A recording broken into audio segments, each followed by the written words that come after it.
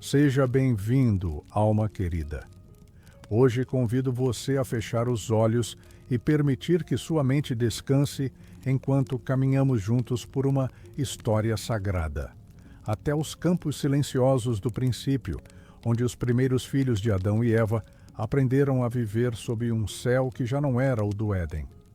Antes de começarmos, gostaria de saber de onde você está me ouvindo e que horas são aí. Deixe nos comentários. É uma bênção ver como tantas almas se reúnem aqui, em paz, para essas caminhadas com Deus. E se esta narrativa tocar o seu coração, um clique silencioso no botão de inscrever-se será como um amém sussurrado entre amigos da fé. Talvez agora você esteja deitado, buscando silêncio e aconchego. E no fundo, um sentido mais profundo para as perguntas que carrega. O mundo pesa sobre os ombros dos que oram em silêncio, mas Deus ouve até os sussurros. E assim, na penumbra suave deste momento, deixemos que a palavra nos conduza para os primeiros dias da humanidade. O Gênesis nos conta que depois que Adão e Eva deixaram o jardim, um novo tempo começou. Um tempo em que o vento não mais trazia o perfume das flores eternas, mas o cheiro da terra que precisava ser lavrada com esforço.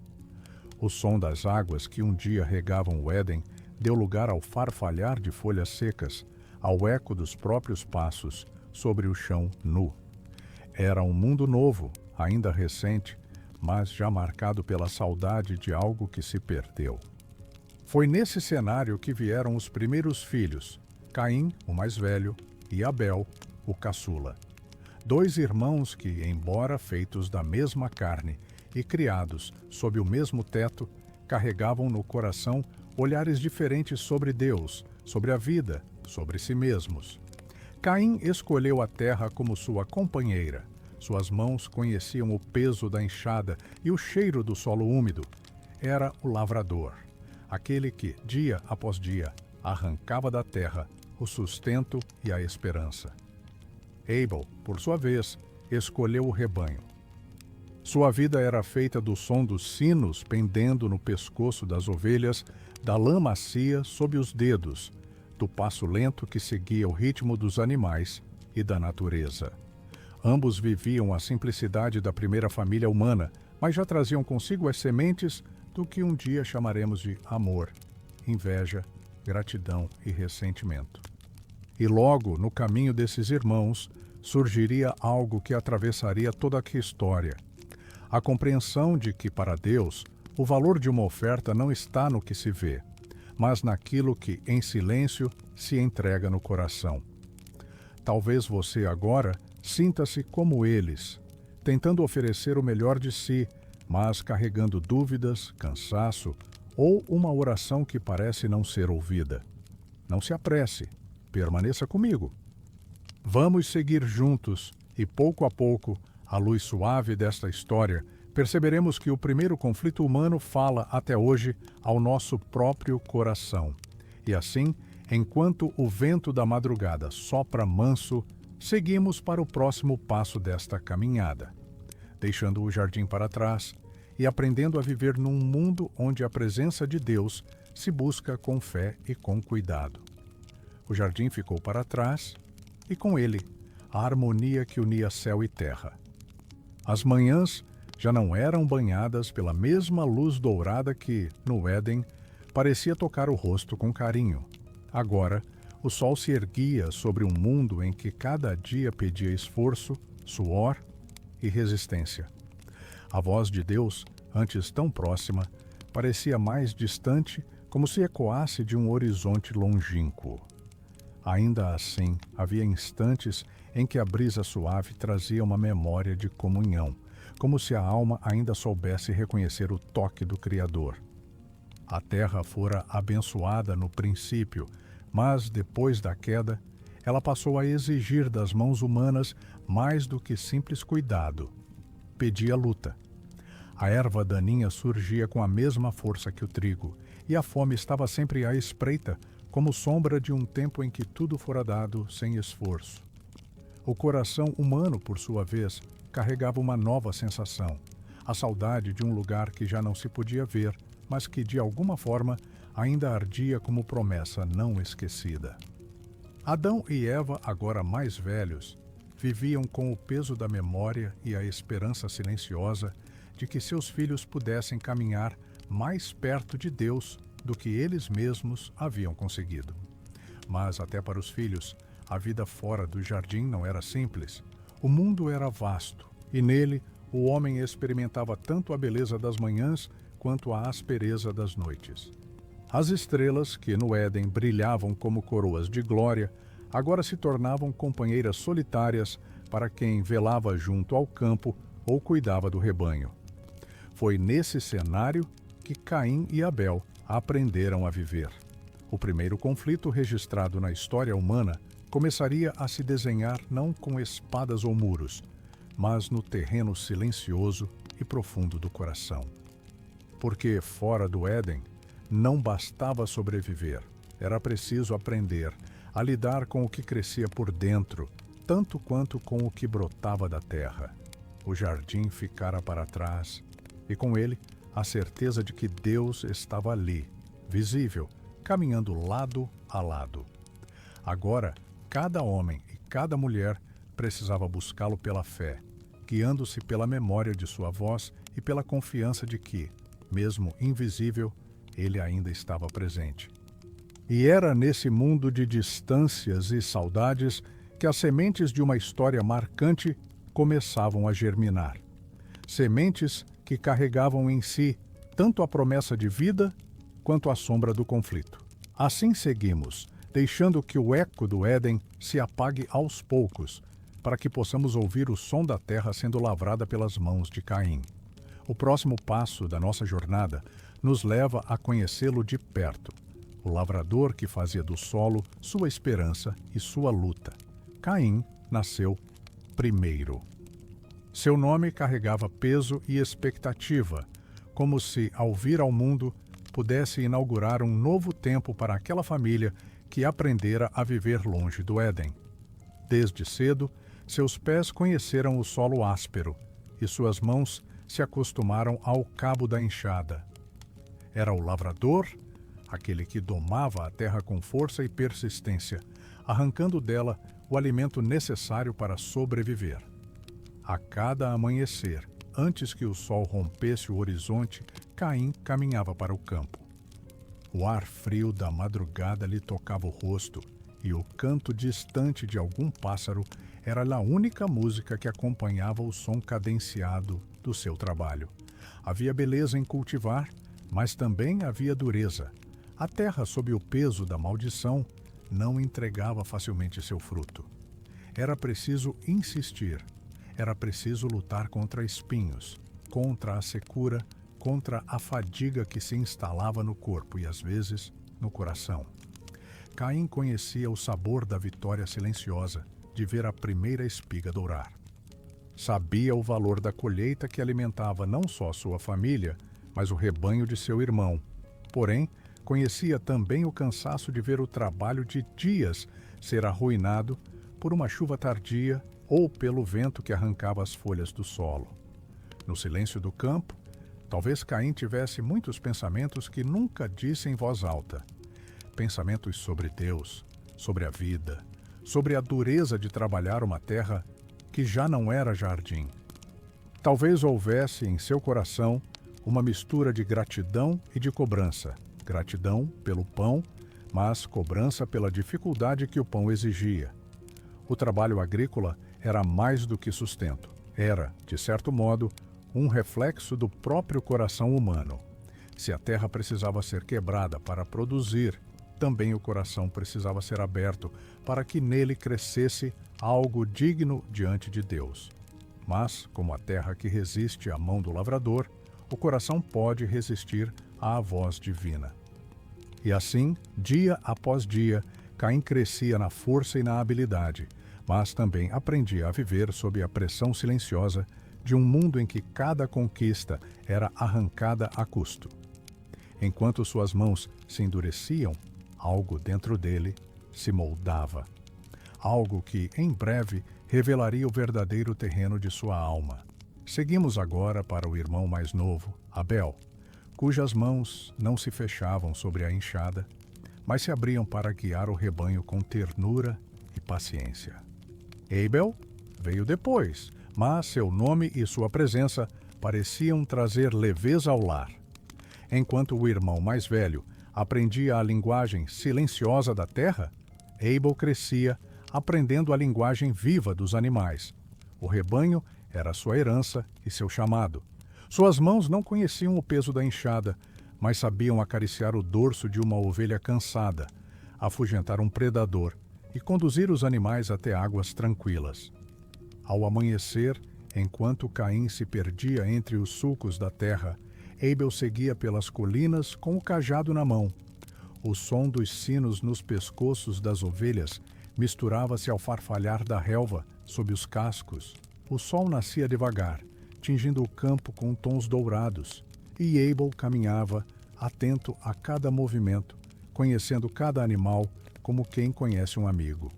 O pastoreio não era um trabalho apressado, requeria paciência, observação e cuidado constante.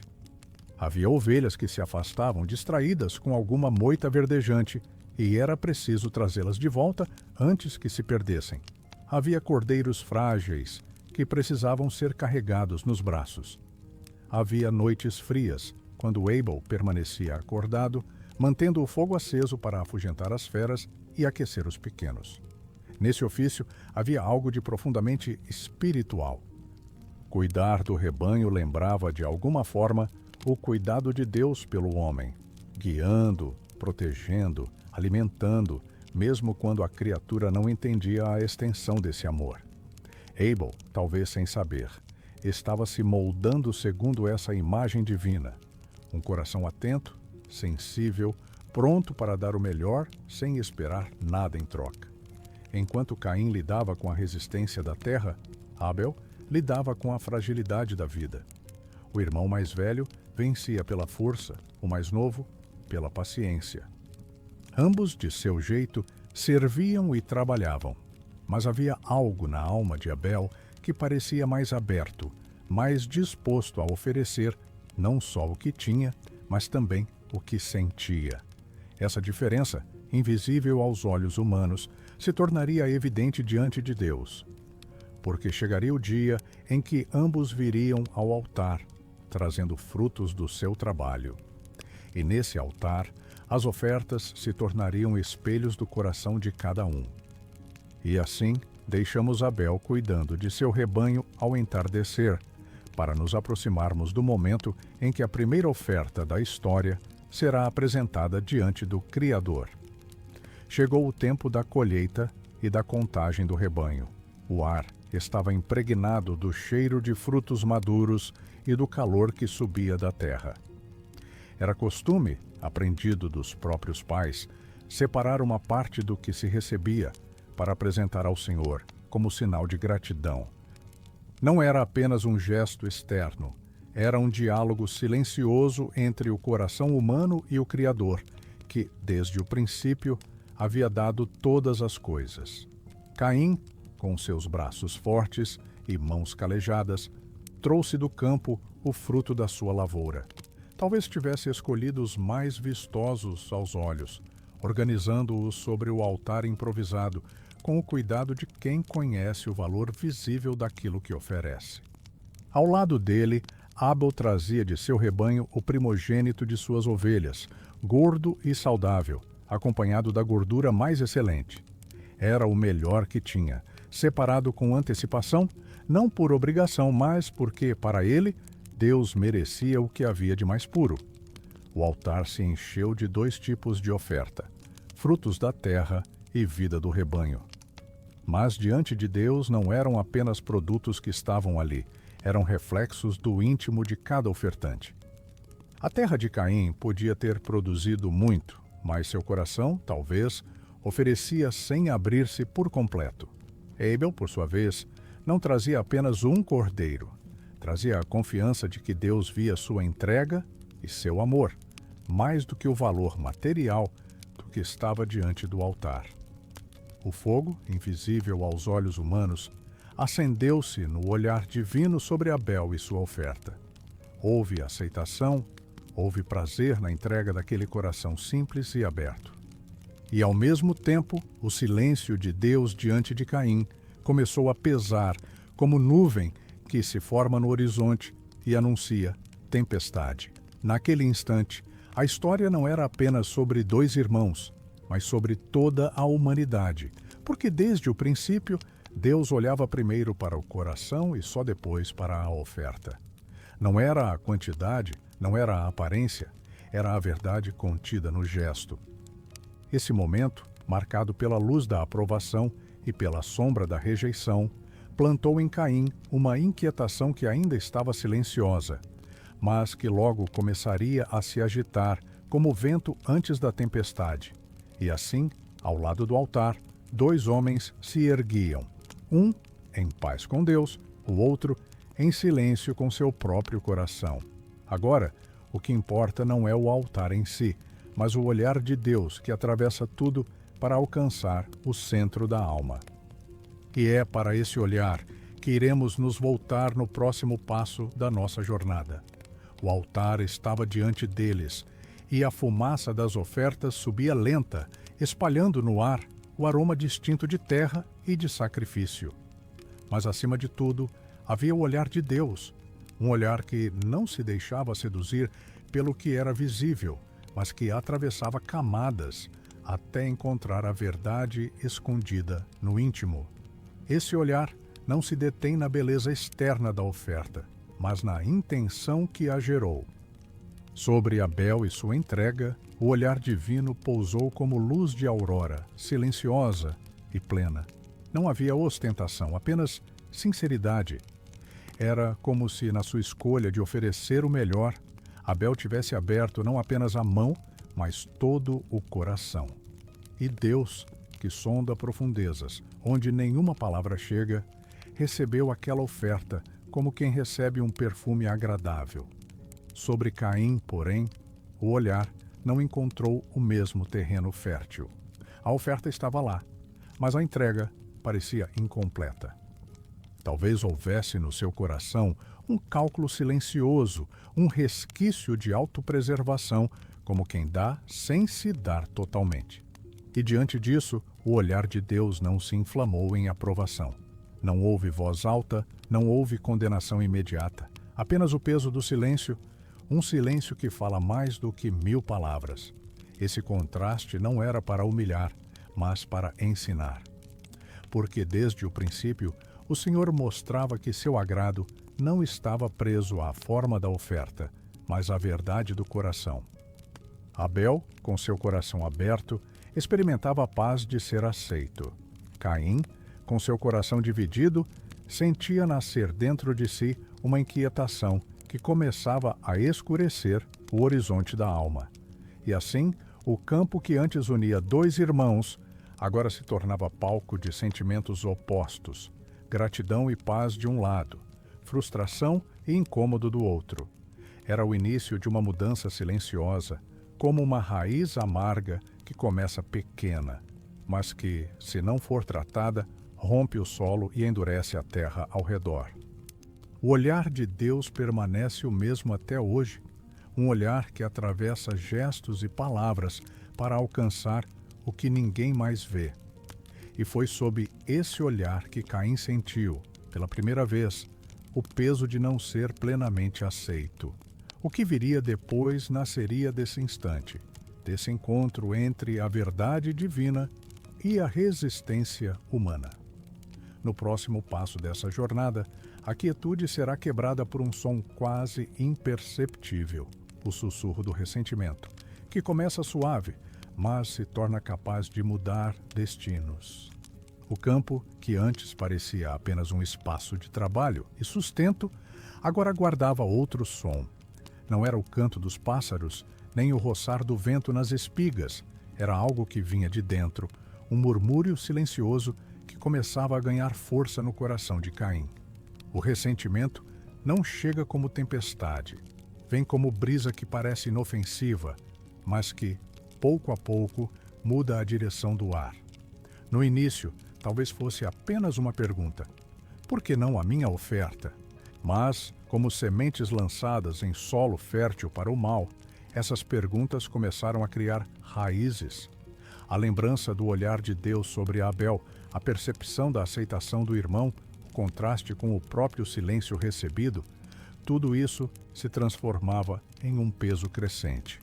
Enquanto Caim trabalhava a terra, seu coração começava a ser trabalhado por esse sussurro. Ele olhava para as mãos calejadas, para o esforço que fazia todos os dias, e não conseguia compreender por que aquilo não havia sido suficiente. Mas, no fundo, não era sobre esforço, era sobre entrega. E essa verdade, que poderia ter trazido arrependimento, começava a se perder sob a sombra da comparação. O ressentimento tem um modo próprio de se infiltrar.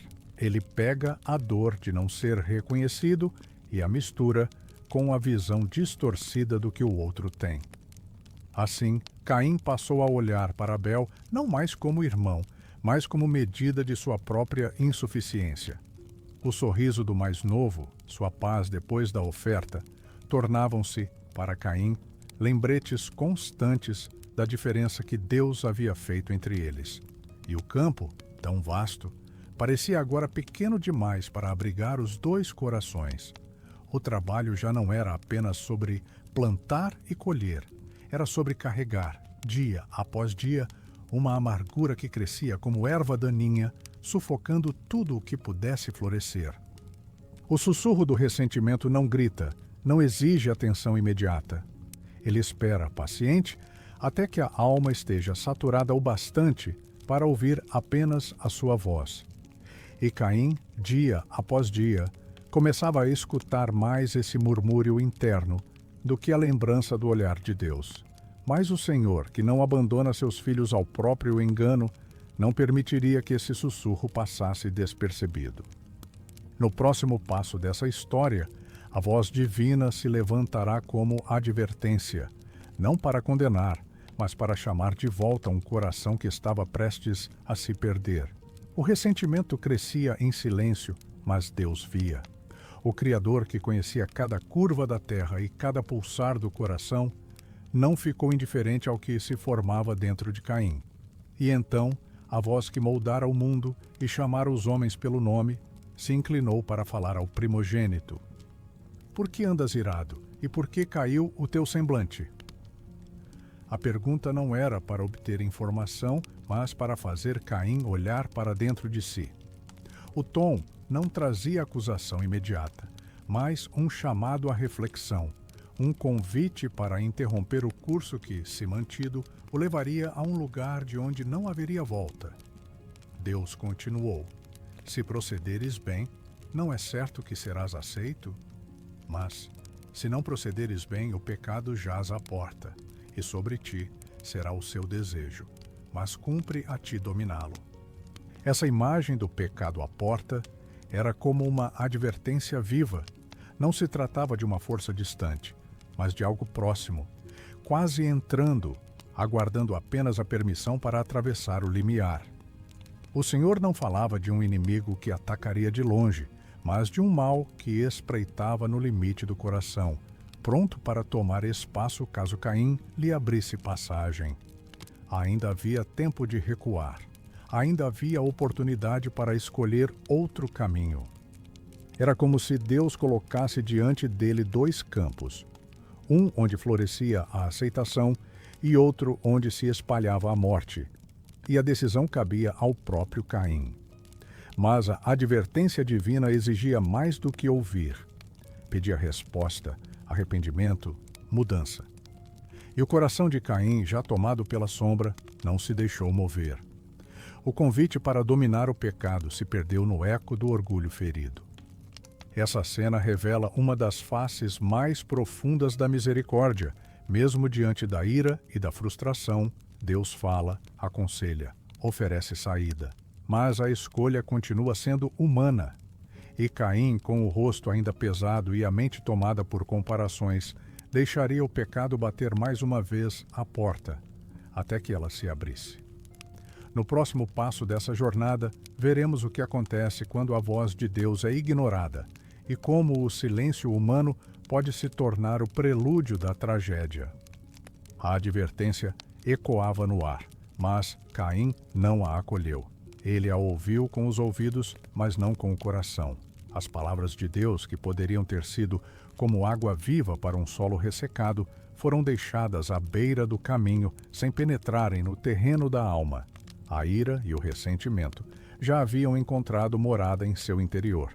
E quando um coração se fecha, até mesmo a voz divina pode soar distante, como se viesse de um lugar inalcançável.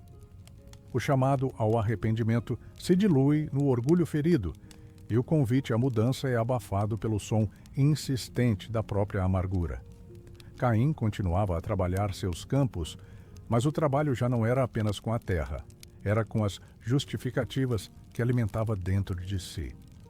Ele talvez repetisse para si mesmo que sua oferta era digna, que não havia motivo para ser rejeitada, que Deus havia sido parcial.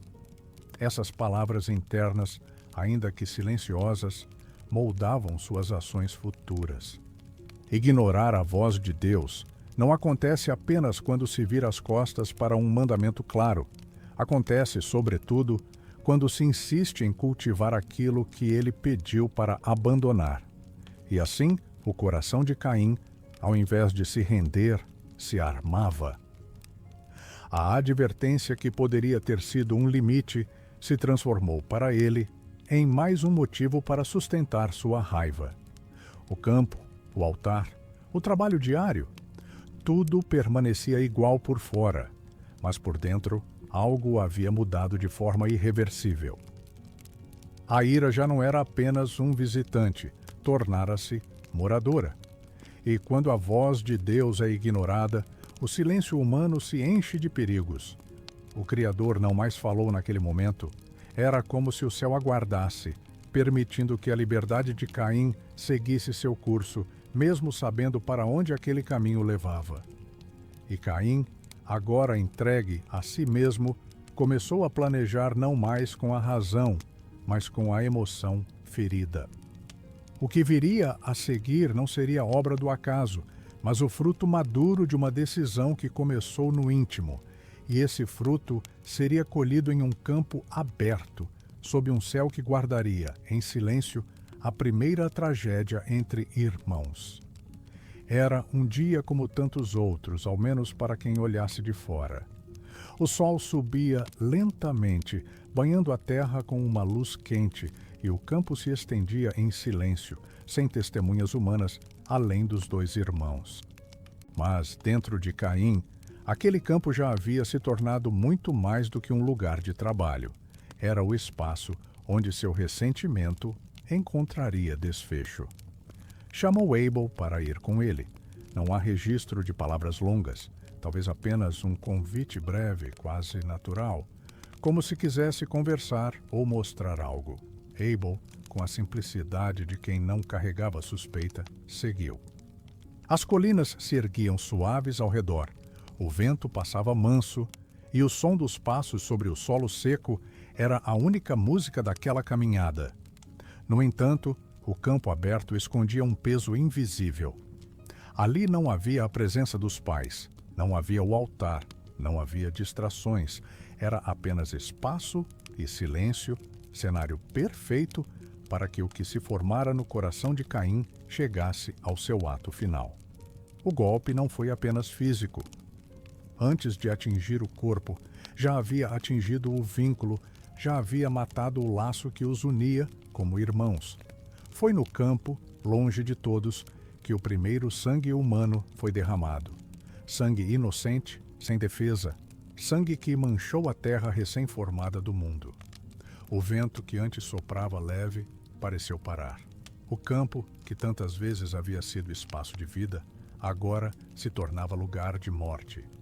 E a terra, que já carregava o peso da maldição, recebeu mais uma marca que não poderia ser lavada pela chuva nem esquecida pelo tempo. A cena permaneceu imóvel, Abel caído no chão e Caim, talvez parado por um instante, olhando para o que havia feito, sentindo o eco de um silêncio que não era mais o mesmo. Não havia gritos que pudessem ser ouvidos por outros homens, mas havia um clamor que subia direto ao Criador.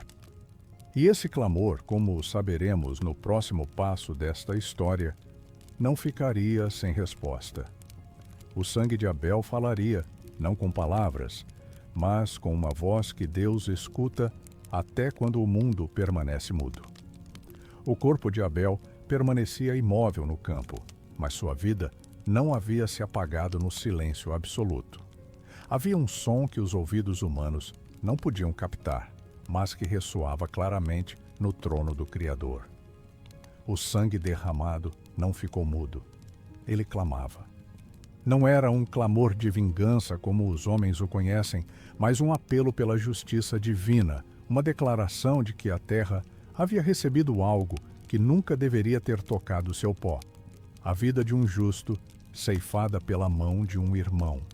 A terra que já conhecia o peso da maldição, agora guardava também a memória de um crime e, como se tivesse voz própria, devolvia a Deus o testemunho desse ato.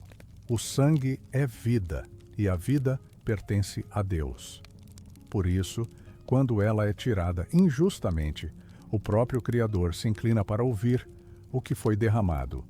E nesse instante, o campo que parecia vazio se encheu de presença divina, não visível aos olhos, mas real como o vento que precede a tempestade.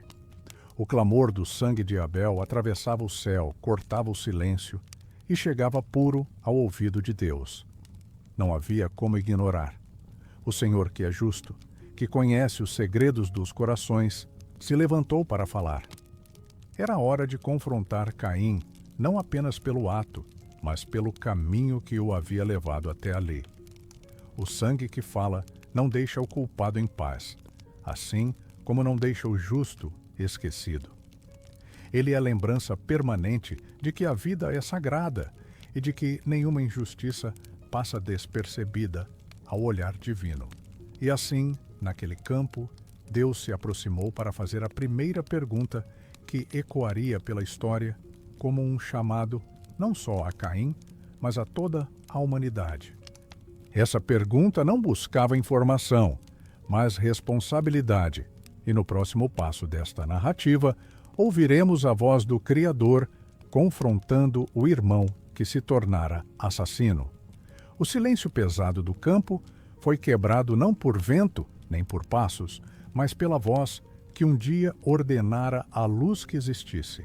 Era a voz de Deus, não ecoando dos céus distantes, mas soando perto, como quem se inclina para falar diretamente ao coração. Onde está Abel, teu irmão? A pergunta não buscava informação. O Criador sabia exatamente onde Abel estava, sabia o que havia acontecido, sabia cada detalhe que o pó agora escondia.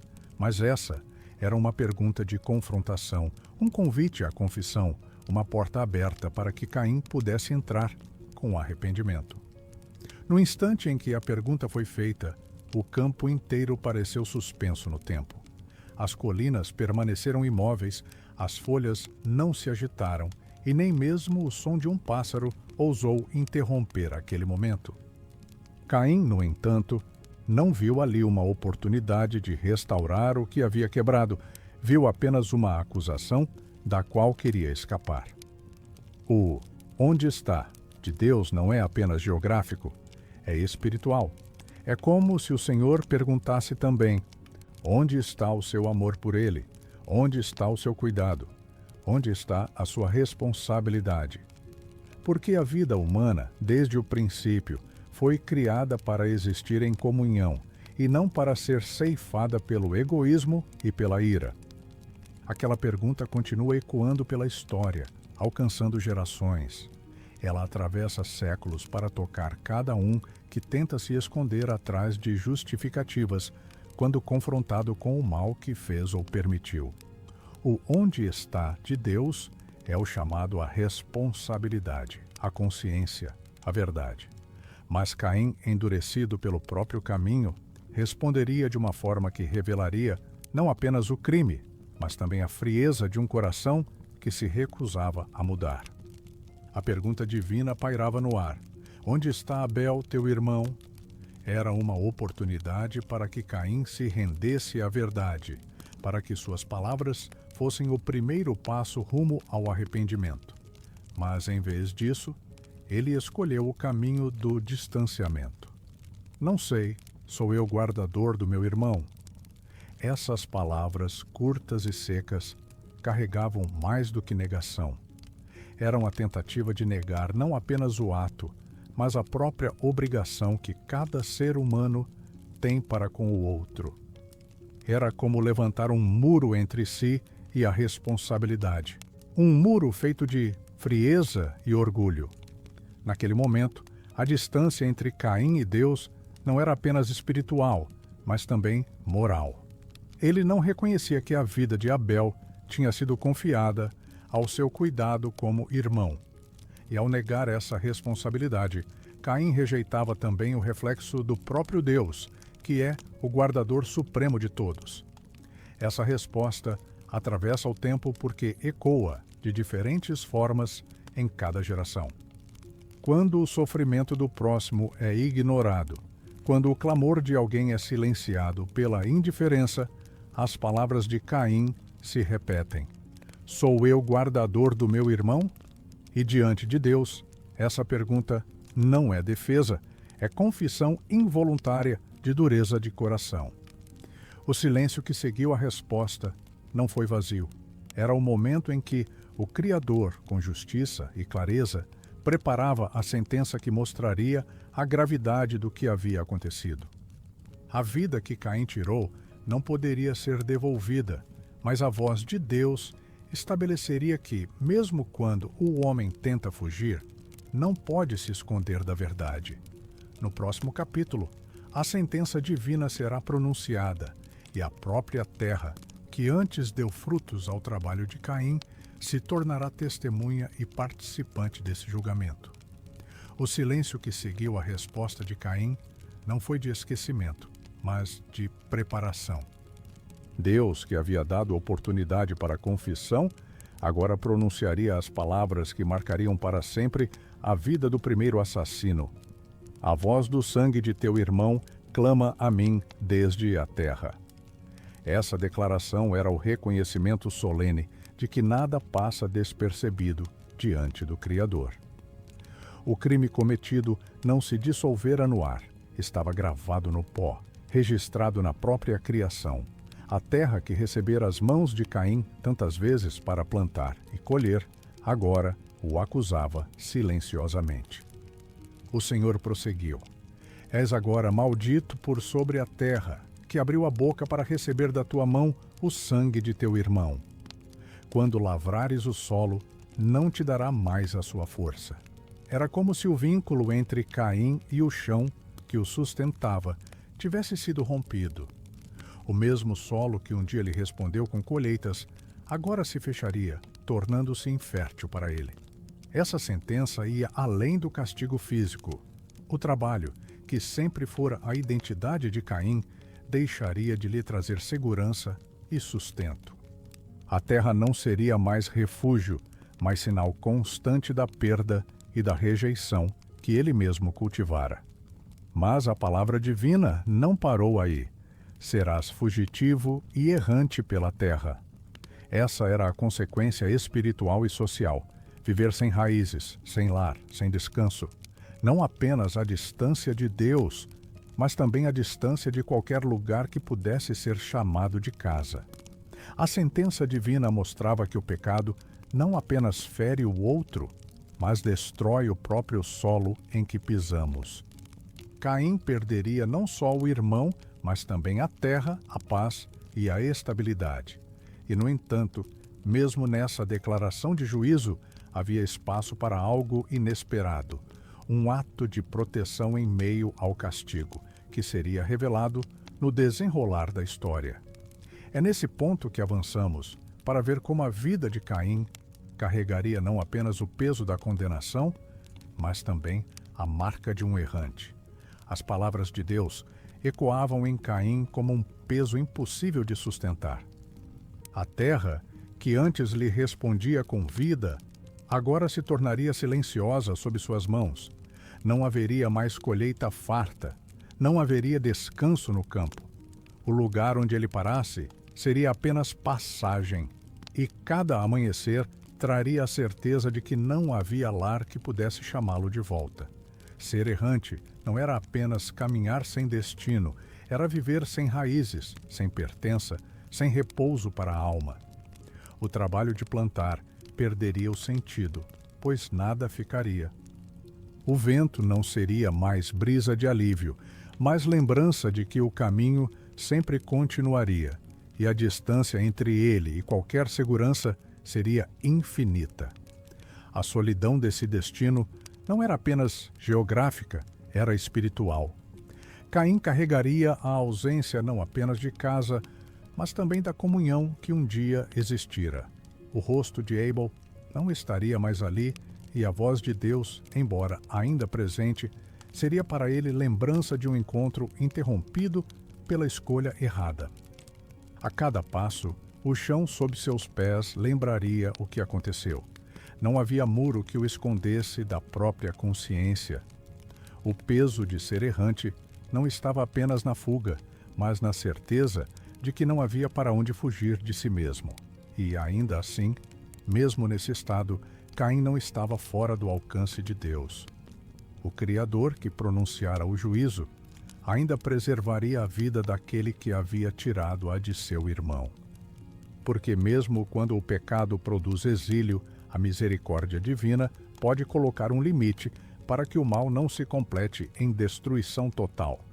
No próximo capítulo, veremos esse limite tomar forma em um sinal, um enigma que protegeria Caim em sua jornada, mesmo carregando o peso de ser errante. Caim recebeu a sentença e sentiu o peso do destino que lhe fora imposto. Fugitivo e errante, imaginou o que o aguardava além dos campos que conhecia. Temeu não apenas a fome ou o frio, mas a vingança de outros que, ao ouvirem sobre seu crime, poderiam querer tirar-lhe a vida. Foi então que, em meio ao juízo, Deus pronunciou palavras que soaram como um limite imposto à violência. Portanto, qualquer que matar Caim, 7 vezes será castigado. Não era absolvição, mas proteção. Era como se o Criador dissesse que a justiça não seria entregue às mãos da vingança humana, mas permaneceria sob o seu domínio. E para tornar isso claro, Deus colocou um sinal sobre Caim. Não sabemos como era esse sinal. A Escritura não o descreve, mas ele carregava um significado profundo, um aviso visível de que aquele homem estava sob um decreto divino que ninguém poderia transgredir impunemente. O sinal não apagava a culpa, mas garantia que a sentença se cumpriria conforme a vontade de Deus, não pela fúria dos homens. Havia nesse gesto um traço da misericórdia que permeia até o ato de julgar. Caim não merecia proteção, mas ainda assim Deus colocou sobre ele um limite contra a morte. O mesmo Senhor que ouvira o sangue de Abel clamar da terra, também ouvia, de forma diferente, o clamor de um culpado temeroso. E assim, marcado pelo sinal, Caim partiu. Cada passo era uma lembrança de que ele vivia não por mérito, mas por um ato de preservação decidido por Deus. Carregava consigo o peso da condenação, mas também a estranheza de estar protegido por aquele a quem havia desobedecido. O sinal não encerrou sua dor, mas garantiu que sua história não terminaria nas mãos de outros homens. E agora, com a marca visível e o destino traçado, Caim entraria na estrada longa de quem vive entre a justiça e a misericórdia.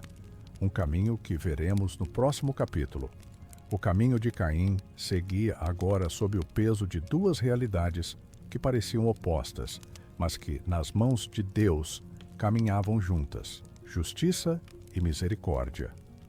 A justiça se manifestava no exílio, na infertilidade da terra sob seus pés, na perda irreversível do irmão.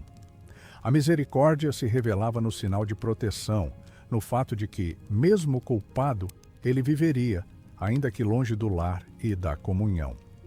Essa tensão entre juízo e compaixão não era um acidente, era um retrato do coração divino. O Senhor não permite que o mal permaneça sem resposta, mas também não se alegra na destruição do pecador.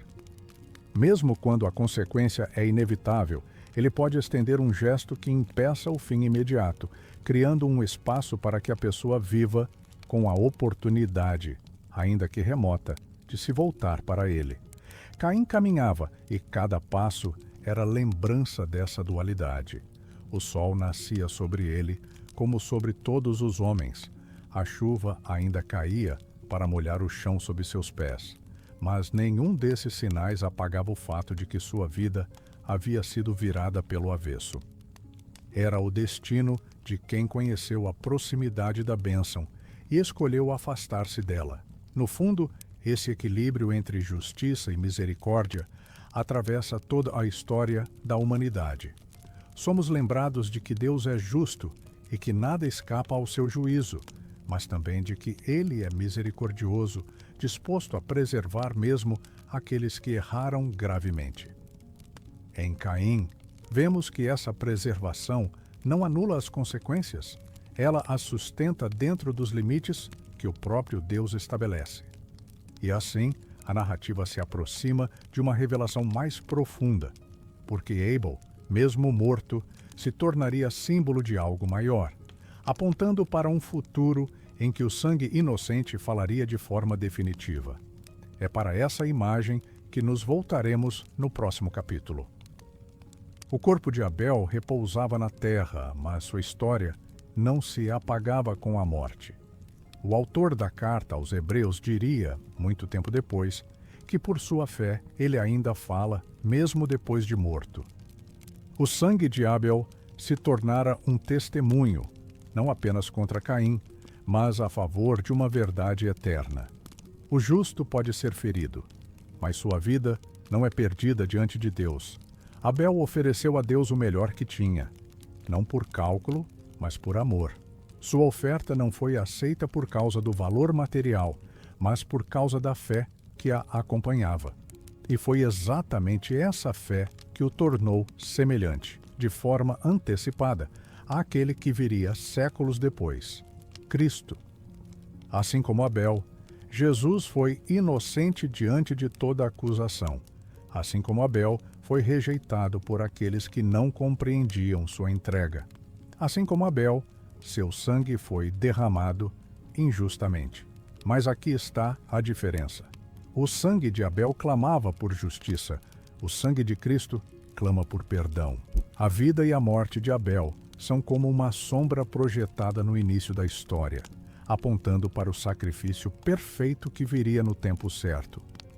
No cordeiro que Abel escolheu para oferecer, já havia um reflexo do Cordeiro de Deus que tira o pecado do mundo. No altar de pedra do primeiro pastor havia um prenúncio da cruz, onde o pastor eterno entregaria a própria vida por suas ovelhas. A figura de Abel, portanto, não é apenas um registro de tragédia, é também uma janela para a esperança. Se o sangue inocente foi ouvido por Deus no princípio, quanto mais o sangue de Cristo, que fala de reconciliação e vida eterna, será ouvido e honrado para sempre. E é com essa perspectiva que nos aproximamos do último passo desta narrativa, quando a história de Caim e Abel se tornará um espelho para o nosso próprio tempo, revelando que as lutas do passado ainda respiram no presente. Os séculos passaram, mas o campo onde Caim e Abel viveram seu drama ainda fala ao coração humano. A história que nasceu nos primeiros dias da Terra continua a se repetir, não com os mesmos personagens, mas com as mesmas tensões. Ainda hoje, há corações que oferecem com amor e outros que oferecem apenas com aparência. Ainda hoje, o ressentimento pode crescer em silêncio até se tornar destruição. O mundo moderno mudou suas ferramentas e paisagens, mas não mudou a essência das lutas que travamos. O altar de pedra deu lugar a gestos cotidianos, a escolhas silenciosas, a atos que revelam quem somos diante de Deus. Cada oferta de vida seja ela feita no serviço, na compaixão, na generosidade, continua sendo medida pelo coração que a apresenta. A inveja que se aninhou no peito de Caim ainda encontra espaço em corações feridos pela comparação. O distanciamento que o fez negar responsabilidade pelo irmão ainda é visto quando fechamos os olhos ao sofrimento ao redor. E, como no princípio, a voz de Deus ainda nos chama a cuidar uns dos outros, lembrando que não somos ilhas, mas parte de uma criação feita para a comunhão. O eco dessa história é também um alerta. O pecado continua à porta, esperando oportunidade. Mas, assim como Deus advertiu Caim, ele ainda nos convida a dominá-lo antes que ele nos domine. Não se trata apenas de evitar um ato extremo, mas de vigiar os pensamentos, as palavras e as intenções que podem levar a caminhos de morte. Morte de relacionamentos, de confiança, de fé viva. E, por outro lado, o exemplo de Abel permanece como inspiração. Sua fé silenciosa e sua entrega sincera mostram que, mesmo em um mundo de injustiças, é possível viver de forma que agrade ao Senhor. E quando a vida parece não ser reconhecida por homens, podemos ter certeza de que é conhecida por Deus. Assim, a história de Caim e Abel continua não apenas como lembrança de um passado distante, mas como um espelho onde podemos ver nossas próprias escolhas refletidas. E é a partir desse espelho que seguiremos para o encerramento desta narrativa, onde o chamado será a vigilância do coração e a busca constante por reconciliação. A história de Caim e Abel se encerra, mas seu ensinamento permanece como um farol para a alma. Desde o início, aprendemos que Deus vê o coração antes da oferta. Ele conhece as motivações que ninguém mais percebe, os pensamentos que antecedem nossos gestos e a verdade por trás de cada ato. O primeiro conflito registrado na história humana não começou no campo, mas no íntimo. A inveja e o ressentimento, quando não tratados, transformam-se em raízes profundas que podem levar a decisões irreversíveis. Foi no silêncio do coração que Caim perdeu a batalha, muito antes de erguer a mão contra o irmão. Essa narrativa nos lembra que somos chamados à responsabilidade pelo próximo. Não basta evitar o mal, é preciso cultivar o bem. Não basta não ferir, é necessário proteger, cuidar, amparar. O onde está Abel, teu irmão, ecoa como um convite a olhar ao redor e reconhecer que cada vida é digna de atenção e amor. A vigilância do coração é um exercício diário. Significa observar as pequenas sementes que caem em nossa alma, as de amor e as de amargura, e escolher quais permitir que cresçam. Significa ouvir a voz de Deus enquanto ela ainda é advertência e não sentença. E, acima de tudo, essa história nos chama à reconciliação com Deus, que nos vê por inteiro e ainda assim nos chama, com o próximo, para que não vivamos como errantes em meio à nossa própria geração, e conosco mesmos, para que possamos descansar em paz, sabendo que nossa oferta, seja ela simples ou grandiosa, foi apresentada com verdade e amor.